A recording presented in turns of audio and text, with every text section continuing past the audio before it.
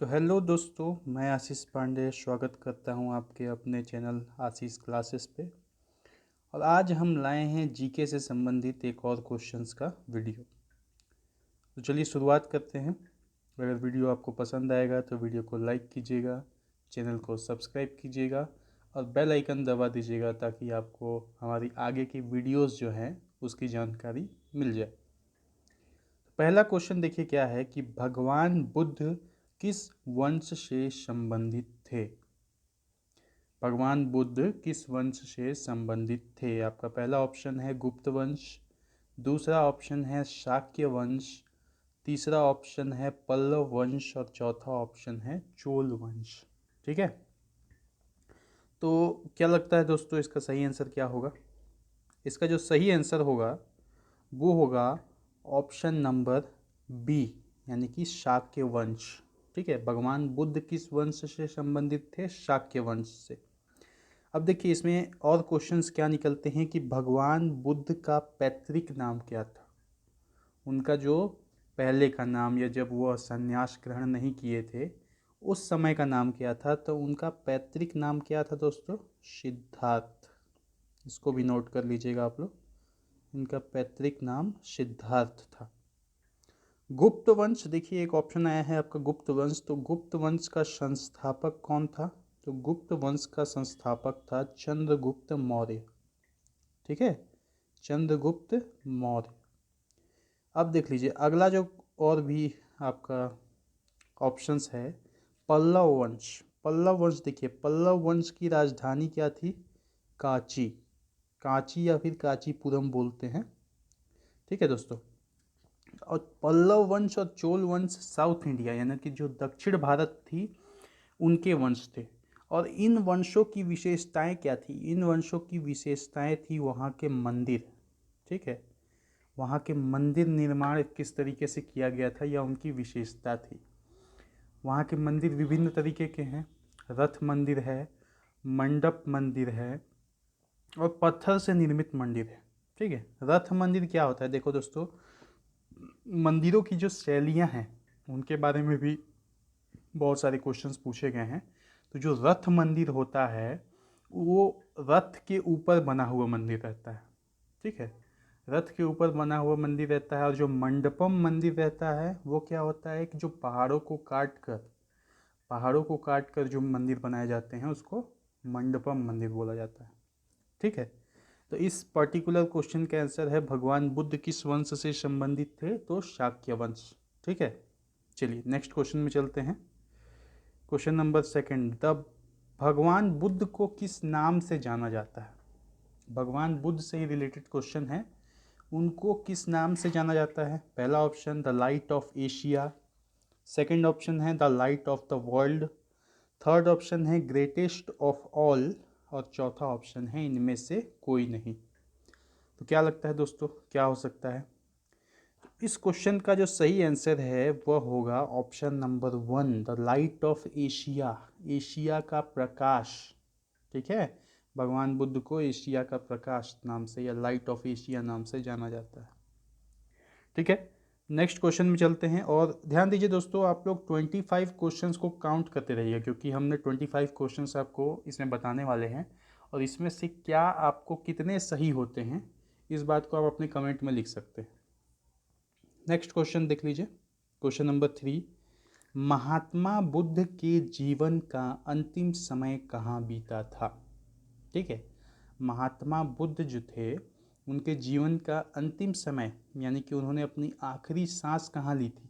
पहला ऑप्शन है राजगृह, दूसरा ऑप्शन है वैशाली, तीसरा ऑप्शन है कुशीनगर और चौथा ऑप्शन है बोध गया। ठीक है, तो इसका जो सही आंसर होगा क्या हो सकता है दोस्तों? महात्मा बुद्ध के जीवन का अंतिम समय कहाँ बीता था? तो इसका सही ऑप्शन होगा ऑप्शन नंबर सी, यानी कि थर्ड नंबर, कुशीनगर में उनका अंतिम समय बीता था। ठीक है, बोध गया, बोध गया जो ऑप्शन है आपका, वहाँ उनको ज्ञान की प्राप्ति हुई थी। किनको? भगवान बुद्ध को ज्ञान की प्राप्ति कहाँ हुई थी? बोध गया में हुई थी। और किस वृक्ष के नीचे हुई थी? बरगद के वृक्ष के नीचे। ठीक है, अब देखिए, वैशाली, वैशाली को क्या बोला जाता है? वर्तमान बिहार की जो राजधानी है पटना, उसको वैशाली के नाम से उस समय जाना जाता था। ठीक है। अब महात्मा बुद्ध का जो जन्म कहाँ हुआ था? तो उनका जो जन्म हुआ था वर्तमान नेपाल में। ठीक है, नेपाल में जन्म हुआ था। और नेपाल से रिलेटेड चीज़ क्या है कि नेपाल में ही क्या स्थित है? Mount Everest. ठीक है, जगह नहीं बचा है दोस्तों, 1 मिनट। हाँ, नेपाल देखिए कहाँ है, नेपाल में क्या स्थित है? माउंट एवरेस्ट स्थित है, विश्व का सबसे ऊंचा चोटी है। ठीक है, माउंट एवरेस्ट। और माउंट एवरेस्ट की ऊंचाई कितनी है? 8848 मीटर, और यह धीरे धीरे बढ़ती ही जा रही है। ठीक है, इतना चीज़ें आपको याद रखना है। महात्मा बुद्ध के जीवन का अंतिम समय कहाँ बीता था? कुशीनगर में बीता था। बोध गया में उनको ज्ञान की प्राप्ति हुई थी। ठीक है। और भगवान बुद्ध का जन्म स्थान कहाँ है? वर्तमान नेपाल में है। और नेपाल में ही माउंट एवरेस्ट स्थित है, विश्व का सबसे लंबा चोटी, सबसे ऊंचा शिखर बोल सकते हैं माउंट एवरेस्ट को। और इसकी लंबाई क्या है? 8848 मीटर। नेक्स्ट देखते हैं, क्वेश्चन नंबर 4 देखिए, भारत में सबसे पहले खोजा गया प्राचीन नगर कौन सा है? मतलब पुरातत्ववेत्ताओं ने सबसे पहला नगर कौन सा खोजा था? तो वो खोजा था किस, मतलब ऑप्शन देख लीजिए। पहला है हड़प्पा, दूसरा मोहनजोदड़ो, तीसरा नाथुला, और चौथा इनमें से कोई नहीं। ठीक है, तो इसका जो सही आंसर होगा वो होगा ऑप्शन नंबर 1, हड़प्पा को सबसे पहले खोजा गया था। ठीक है। और हड़प्पा और मोहनजोदड़ो, ये जो दो नाम हैं ये बहुत ही इम्पोर्टेंट है, आगे जाके आपको जो क्वेश्चंस बनेंगे वो आने वाले हैं इससे रिलेटेड। ठीक है, तो हड़प्पा को सबसे पहले खोजा गया था। नेक्स्ट क्वेश्चन में चलते हैं। ये नाथुला, तो नाथुला एक दर्रा है पहाड़ी वाला। नेक्स्ट क्वेश्चन में चलते हैं, क्वेश्चन नंबर 5, भारतीय दर्शन में न्याय का संबंध किससे है? ठीक है, भारतीय दर्शन में न्याय का संबंध किससे है? पहला ऑप्शन है महर्षि विश्वामित्र, दूसरा है शंकराचार्य, तीसरा है रामानुज, और चौथा है महर्षि गौतम। क्या हो सकता है दोस्तों इसमें से सही आंसर? इसमें जो सही आंसर होगा वो होगा ऑप्शन नंबर डी, महर्षि गौतम का संबंध भारतीय दर्शन में न्याय से है। ठीक है, चलिए नेक्स्ट क्वेश्चन, ये सब भी दर्शन से रिलेटेड है। शंकराचार्य और रामानुज बहुत ही इम्पोर्टेंट है। जो महात्मा गांधी हैं वो दर्शन में शंकराचार्य और रामानुज दोनों से प्रभावित थे। ठीक है, दोनों को फॉलो करते थे। और महर्षि विश्वामित्र कौन थे?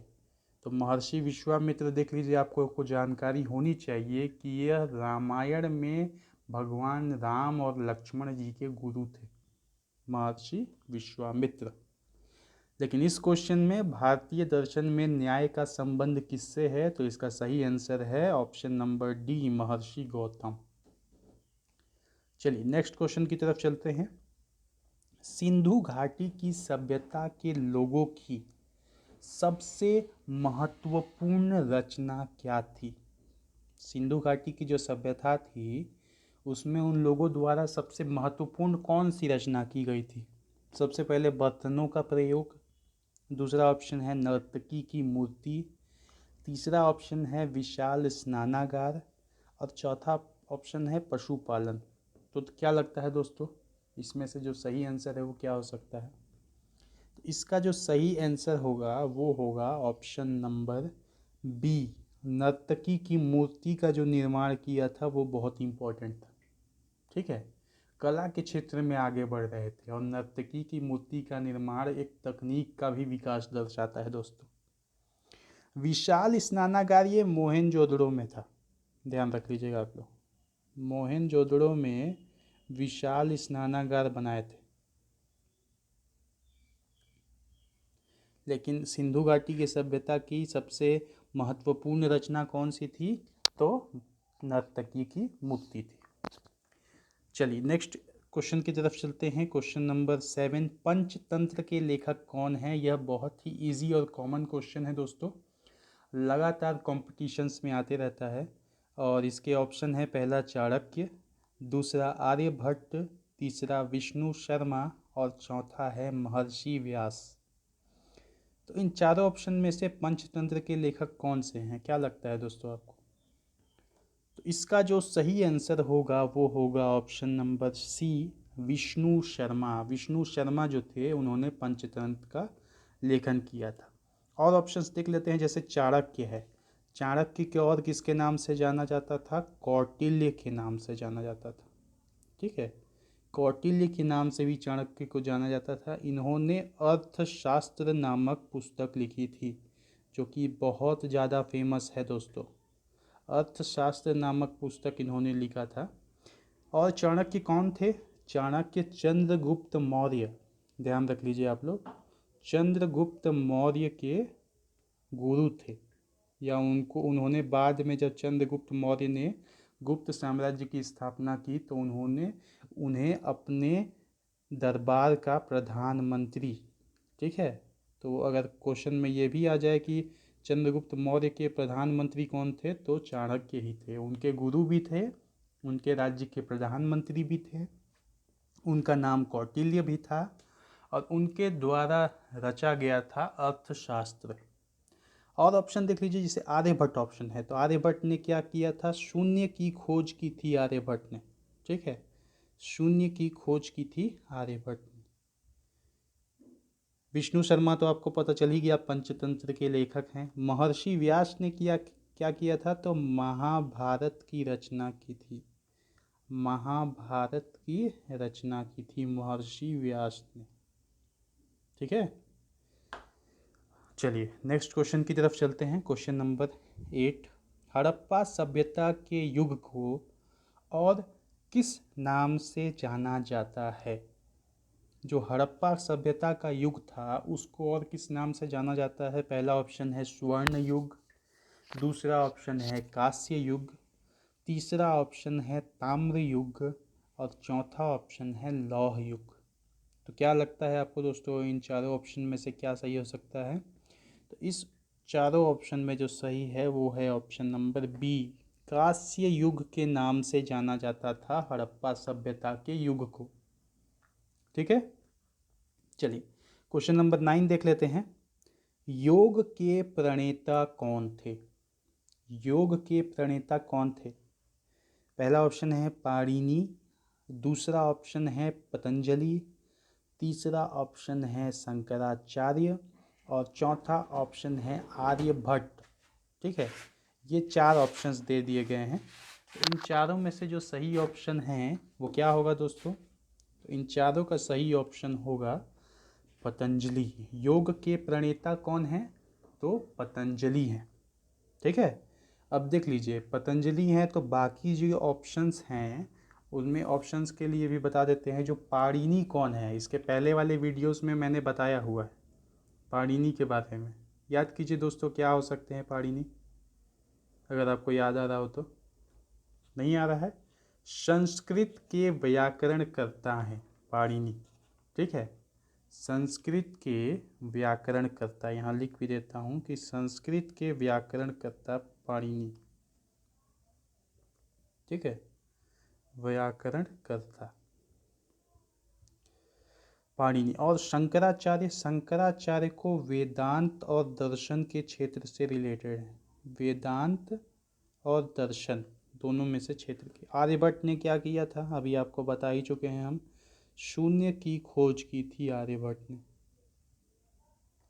ठीक है, इतना क्लियर हुआ सबसे पहले आपको? क्या हो गया? योग के प्रणेता कौन है? तो पतंजलि हैं।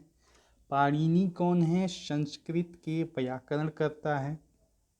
शंकराचार्य वेदांत और दर्शन से रिलेटेड हैं और आर्यभट्ट ने शून्य की खोज की थी। क्वेश्चन नंबर 10 की तरफ चलते हैं। 1920 में all India home rule league ने अपना नाम बदलकर क्या रख लिया था? तो सबसे पहले तो इसी क्वेश्चन में एक क्वेश्चन बनता है कि all India home rule league ने अपना नाम कब बदला था? तो 1920 में बदला था। और क्या रखा था?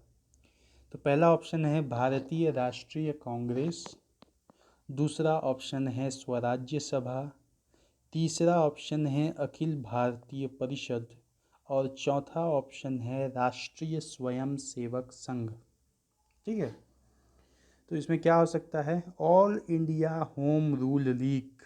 ठीक है, all India home rule league ने अपना नाम कब बदला था? 1920 में बदला था। और बदल के क्या रखा था? तो ऑप्शन नंबर बी स्वराज सभा। ठीक है, भारतीय राष्ट्रीय कांग्रेस को तो आप लोग जान ही रहे हैं। राष्ट्रीय स्वयंसेवक संघ, यहाँ स्वयं लिखा हुआ नहीं है, ये RSS है।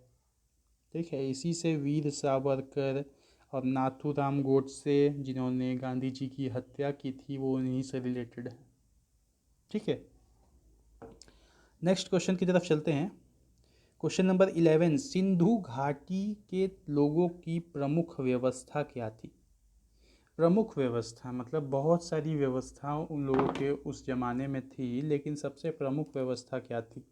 ठीक है, पहला ऑप्शन है कृषि करने की व्यवस्था, दूसरा ऑप्शन है विशाल स्नानागार की व्यवस्था, तीसरा ऑप्शन है पानी की नलियों की व्यवस्था और चौथा ऑप्शन है व्यवस्थित शहरी जीवन।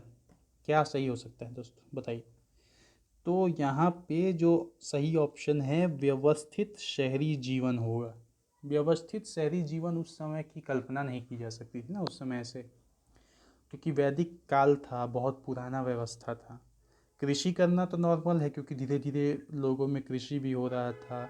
विशाल स्नानागार भी इम्पोर्टेंट होगा, लेकिन जो सबसे इसमें जो सही आंसर है व्यवस्थित शहरी जीवन के अंदर ही आ जाएगा वो विशाल स्नानागार। ठीक है, चलिए, तो सिंधु घाटी के लोगों की प्रमुख व्यवस्था क्या थी? व्यवस्थित शहरी जीवन। नेक्स्ट देख लेते हैं क्वेश्चन नंबर 12, किस शासक ने 1712 ईस्वी को सिंध को जीता था? किसने जीता था 1712 ईस्वी में सिंध को?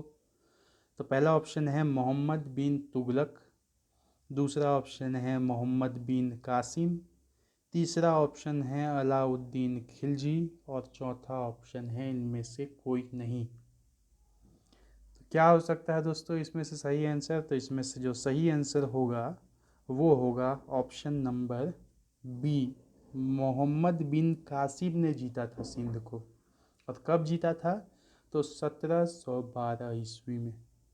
ठीक है, चलिए नेक्स्ट क्वेश्चन की तरफ चलते हैं। हाँ, अलाउद्दीन, ध्यान दीजिए कि इस क्वेश्चन का आंसर मोहम्मद बिन कासिम ने जीता तो था 712 ईस्वी में सिंध को, लेकिन अलाउद्दीन खिलजी को और किस नाम से जाना जाता है? तो द्वितीय सिकंदर के नाम से जाना जाता है। ठीक है, द्वितीय सिकंदर। नेक्स्ट क्वेश्चन की तरफ चलते हैं। क्वेश्चन नंबर 13 क्या है कि चंद्रगुप्त मौर्य के प्रधानमंत्री कौन थे? चंद्रगुप्त मौर्य के प्रधानमंत्री अभी मैंने आपको बता दिया गया है। पहला ऑप्शन है कौटिल्य, दूसरा ऑप्शन है चाणक्य, तीसरा ऑप्शन है कौटिल्य और चाणक्य दोनों। तो इसका सही आंसर हो जाएगा ऑप्शन नंबर 3, क्योंकि चाणक्य का ही नाम कौटिल्य था और कौटिल्य का ही नाम चाणक्य था। ये कौन थे? चंद्रगुप्त मौर्य के गुरु थे और बाद में इन्हें ही उन्होंने क्या अपना लिया? प्रधानमंत्री बना लिया। ठीक है, चलिए नेक्स्ट क्वेश्चन की तरफ चलते हैं। क्वेश्चन नंबर 14, बौद्ध समुदाय का प्रसिद्ध ग्रंथ कौन सा है? बौद्ध समुदाय का प्रसिद्ध ग्रंथ कौन सा है? पहला ऑप्शन है बुद्ध उपदेश, दूसरा ऑप्शन है त्रिपिटक, तीसरा ऑप्शन है ऋग्वेद और चौथा ऑप्शन है इनमें से कोई नहीं। तो क्या लगता है दोस्तों, क्या सही हो सकता है इसमें? तो इसमें जो सही आंसर है वो है option number B, Tripitaka. Tripitaka जो है वो बौद्ध समुदाय का प्रसिद्ध ग्रंथ है। ऋग्वेद क्या है? हिंदू समुदाय का ग्रंथ है। ठीक है, हिंदू या फिर उसको बोल सकते हैं सनातन समुदाय का ग्रंथ है। यह क्या है? यह 4 वेदों में से सबसे पुराना वेद है, सबसे पुराना वेद है। ठीक है, इसमें है क्या? इसमें है प्रार्थना। और प्रार्थना किसके माध्यम से? मंत्रों के माध्यम से देवताओं की प्रार्थना है। मंत्रों के माध्यम से प्रार्थना है। ठीक है, चलिए, क्लियर हुआ आप लोगों को? बौद्ध समुदाय का प्रसिद्ध ग्रंथ कौन सा है? त्रिपिटक है, त्रिपिटक। और ऋग्वेद हिंदू समुदाय का ग्रंथ है। यह 4 वेदों में से सबसे पुराना वेद है और इसमें मंत्रों के माध्यम से प्रार्थना दी गई है देवताओं के लिए। नेक्स्ट क्वेश्चन की तरफ चलते हैं। मगध में मौर्य वंश के बाद किस वंश का शासन रहा था? ठीक है, मौर्य वंश के बाद, मौर्य वंश के बाद किस वंश का शासक रहा था? मगध। मगध यानी कि बिहार, आधुनिक बिहार को मगध बोलते हैं। ठीक है, तो किस वंश का शासक था? कनिष्क वंश, दूसरा शाक्य वंश, तीसरा शुंग वंश और चौथा गुप्त वंश। ठीक है, तो इसका जो सही आंसर हो जाएगा वो हो जाएगा ऑप्शन 3 शुंग वंश। मौर्य वंश के बाद कौन सा वंश आया? तो शुंग वंश आया था। चलिए आगे चलते हैं नेक्स्ट क्वेश्चन की तरफ। अब देखिए, इकोनॉमी से रिलेटेड कुछ क्वेश्चंस आ गया है। अब इकोनॉमी से रिलेटेड क्वेश्चंस देखते हैं। राष्ट्रीय ग्रामीण रोजगार गारंटी योजना कब शुरू की गई थी? ठीक है, रोजगार गारंटी, राष्ट्रीय ग्रामीण रोजगार गारंटी योजना कब शुरू की गई थी? तो ये देख लीजिए, ये पूरा योजना का नाम है, यहाँ से लेके राष्ट्रीय ग्रामीण रोजगार गारंटी योजना। पहला है ऑप्शन 2000, दूसरा ऑप्शन 2006, तीसरा ऑप्शन 2011 और चौथा ऑप्शन 2014। तो इसमें सही आंसर क्या होगा दोस्तों? आप लोगों के हिसाब से क्या लग रहा है? तो इसका जो सही आंसर होगा वो होगा ऑप्शन नंबर बी, 2006 को। इसका डेट बता दे रहे हैं, 2 फेब 2006 को राष्ट्रीय ग्रामीण रोजगार गारंटी योजना शुरू की गई थी। बाकी ऑप्शन देख लेते हैं। तो 2000 जो है ये, तो 1 नवंबर 2000 को क्या हुआ था? जो छत्तीसगढ़ है, सीजी है, वो किससे अलग हुआ था? एमपी, मध्य प्रदेश और छत्तीसगढ़ अलग अलग हो गए थे 1 नवंबर सन 2000 को। और साथ ही साथ 1 नवंबर सन 2000 को ही बिहार और झारखंड भी अलग हो गए थे। क्लियर हुआ आप लोगों को? बहुत इंपॉर्टेंट चीज़ है ये, बहुत सारे लोग नहीं बताते हैं और यह कंपटीशन में आता है।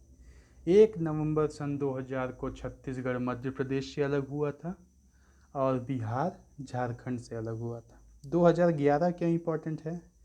तो भारतीय टीम ने विश्व कप जीता था। ठीक है, विश्व कप जीता था और कौन से फॉर्मेट में जीता था? तो वनडे फॉर्मेट में जीता था। ठीक है, वनडे फॉर्मेट। अब देख लीजिए, जो 2014 है, 2014 है, क्यों इम्पोर्टेंट है भैया 2014, वो बताइए आप लोग। ठीक है, 2014 क्यों इम्पोर्टेंट है? क्योंकि 2014 में बीजेपी है, जो भारतीय जनता पार्टी, बहुत बड़ी पार्टी बनकर उभरी थी। और हमारे जो वर्तमान के प्रधानमंत्री कौन हैं? नरेंद्र मोदी। नरेंद्र मोदी का पूरा नाम क्या है? नरेंद्र मोदी का पूरा नाम है नरेंद्र दामोदर दास मोदी। ठीक है, तो वो इनके नेता चुने गए थे, जो कि हमारे वर्तमान प्रधानमंत्री भी हैं। आगे चलते हैं। क्वेश्चन नंबर 17, भारत का सबसे बड़ा व्यावसायिक बैंक कौन सा है? भारत का सबसे बड़ा व्यावसायिक केंद्र कौन सा है? पहला ऑप्शन है एसबीआई, दूसरा ऑप्शन है एचडीएफसी, तीसरा ऑप्शन है आरबीआई और चौथा है IDFC. RBI reserve bank of India, SBI state bank of India. ठीक है, ये इम्पोर्टेंट है। आरबीआई क्यों इम्पोर्टेंट है भैया? क्योंकि यह सभी बैंकों का प्रमुख है। लेकिन जो भारत का सबसे बड़ा व्यावसायिक बैंक कौन सा है? तो option number A, SBI state bank of India सबसे बड़ा व्यावसायिक बैंक है। ठीक है, क्लियर हो रहा है आप लोगों को? दोस्तों अगर ये वीडियो पसंद आ रहा है तो लाइक बटन ज़रूर दबा दीजिए, बेल आइकन भी दबा दीजिए, सब्सक्राइब कर दीजिए सभी को, जो चैनल है सभी लोग प्लीज़ कर दीजिए। चलिए आगे चलते हैं। क्वेश्चन नंबर 18, सेवा क्षेत्र यानी कि सर्विस सेक्टर अर्थव्यवस्था का कौन सा क्षेत्र है? सर्विस सेक्टर, ध्यान दीजिए, सेवा क्षेत्र, सेवा या फिर सर्विस सेक्टर, ठीक है। सर्विस सेक्टर कौन सा क्षेत्र है अर्थव्यवस्था का, बताइए। प्राथमिक क्षेत्र है, द्वितीयक क्षेत्र है, तृतीयक है या चतुर्थ क्षेत्र है? क्या लगता है दोस्तों आपको? तो जो सर्विस सेक्टर है वह भारतीय अर्थव्यवस्था का तृतीयक क्षेत्र है, सबसे इम्पोर्टेंट क्षेत्र है और तृतीयक क्षेत्र है, थर्ड नंबर का फील्ड है, अर्थव्यवस्था का तृतीयक क्षेत्र है। नेक्स्ट क्वेश्चन की तरफ चलते हैं। अर्थव्यवस्था के प्राथमिक क्षेत्र के अंतर्गत आने वाले क्षेत्र हैं। अर्थव्यवस्था का प्राथमिक क्षेत्र कौन कौन सा है? ठीक है, पहला है कृषि, एग्रीकल्चर। दूसरा दुग्ध उत्पादन, दूध का जो उत्पादन मैन्युफैक्चरिंग किया जाता है।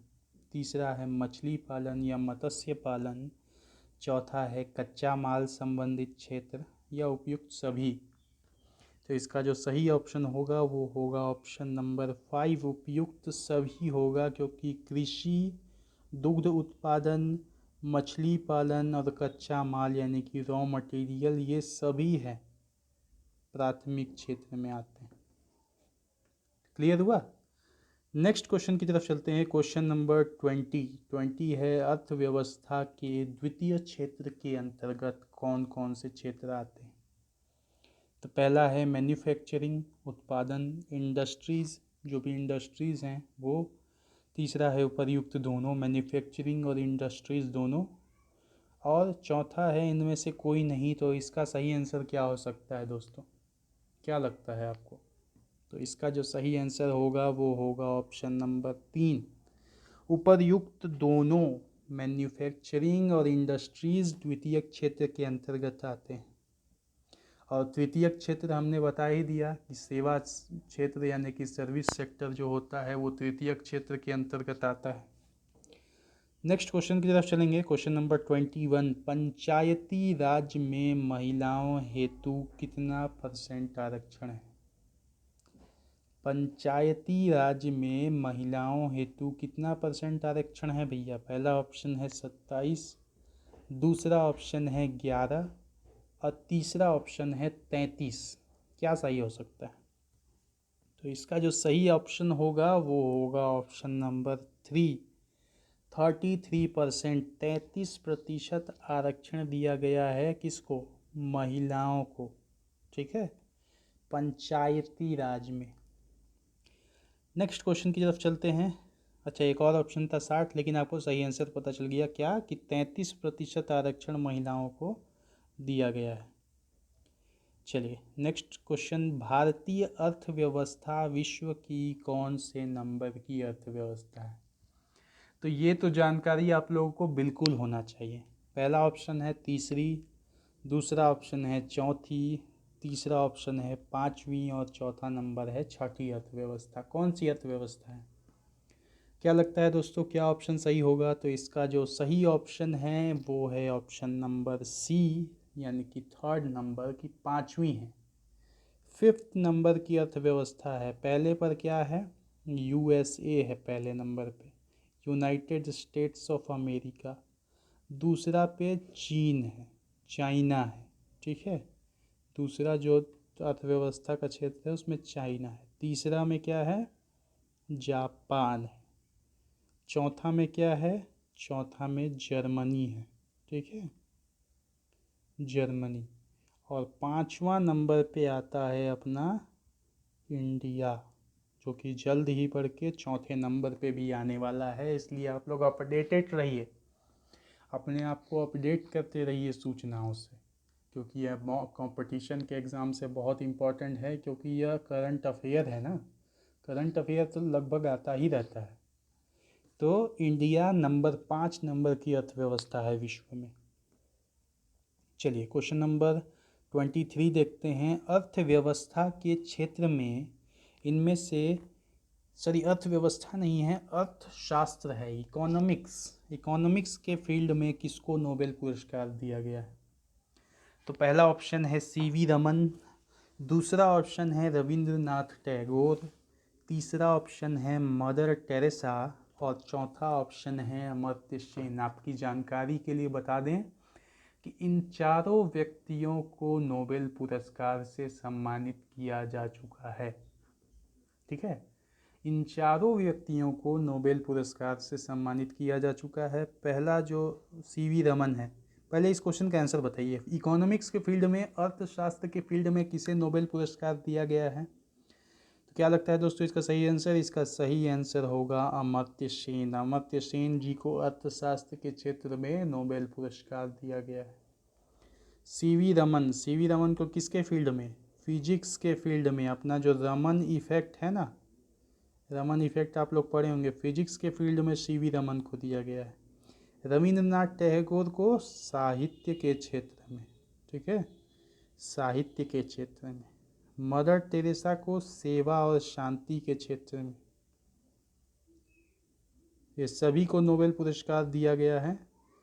पहले सीवी रमन जी को फिजिक्स के फील्ड में, रविंद्रनाथ टैगोर को साहित्य के फील्ड में, मदर टेरेसा को सेवा और शांति के फील्ड में और अमर्त्य सेन जी को अर्थशास्त्र के फील्ड में।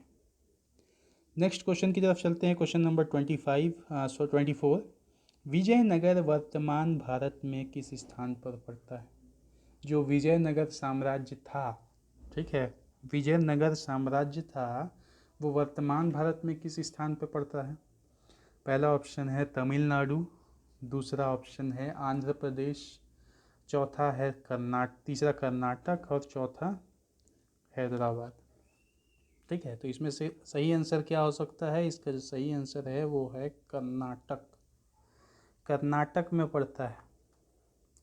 और विजयनगर के जो राजा थे वो कौन से थे? कृष्णदेव राय। और यह अपने समय का सबसे संपन्न राज्य हुआ करता था, कृष्णदेव राय। ठीक है, और कृष्णदेव राय के समकक्ष यानी कि उनके समकालीन कौन सा मुगल शासक था? तो बाबर था। बाबर ही उसी समय आ रहा था, अपना सत्ता को जमा रहा था। ठीक है, चलिए आगे चलते हैं। क्वेश्चन नंबर 25 में, इनमें से कौन से व्यक्ति कृष्णदेव राय के दरबार में थे? तो कृष्णदेव राय के दरबार में कौन थे भैया, बताओ? मेगास्थनीज था, बीरबल, तेनालीरामा या हेनसोंग? इनमें से कौन से थे भैया? तो इसका जो सही आंसर होगा इस क्वेश्चन का वो थे तेनालीरामा थे। कृष्णदेव राय, अभी आपका जो सब चैनल आता है सोनी सब, उसमें तेनालीरामा करके सीरियल भी आता था। तो तेनालीरामा किनके दरबार में थे? श्री कृष्णदेव राय के दरबार में थे। मेगास्थनीज कहाँ से आया था? ग्रीस से आया था। और यह किसके दरबार में था? चंद्रगुप्त मौर्य के दरबार में था। ठीक है, चंद्रगुप्त मौर्य। अब देख लीजिए बीरबल किनके दरबार में था? तो अकबर बीरबल की कहानियाँ सुने होंगे, तो अकबर जी के दरबार में थे। हेनसांग कहाँ से आया था? यह विदेशी यात्री था, चीन से आया था। चीन से हेनसांग आया था। मेगास्थनीज आया था ग्रीस से। और मार्को पोलो कहाँ से आया था? मार्को पोलो आया था इटली से। ठीक है, कहाँ से आया था? इटली से आया था। और एक और क्वेश्चन हो जाएगा, इब्न बतूता कहाँ से आया था? इब्न बतूता ये आया था कहाँ से? मोरक्को से आया था। ठीक है, तो ये थे दोस्तों आज के आपके 25 क्वेश्चंस। आप कमेंट करके लिखिए कि आपको 25 क्वेश्चंस में कितने के आंसर पता थे, और आपको यह वीडियो कैसा लगा आप कमेंट में लिख के बता सकते हैं हमें। अगर वीडियो पसंद आया तो लाइक कीजिए, क्योंकि इस लाइक करने में हमारा जो आपका कॉन्फिडेंस है वो बूस्ट होगा, और हम आपके लिए इसी तरीके का वीडियोस लेते आएंगे। चैनल को सब्सक्राइब करके रखे रहिए ताकि आपको आगे का वीडियो मिलते रहे, और उसकी नोटिफिकेशन जानने के लिए बेल आइकन को भी दबा दीजिए। चलिए दोस्तों, मिलते हैं नेक्स्ट वीडियो में। धन्यवाद।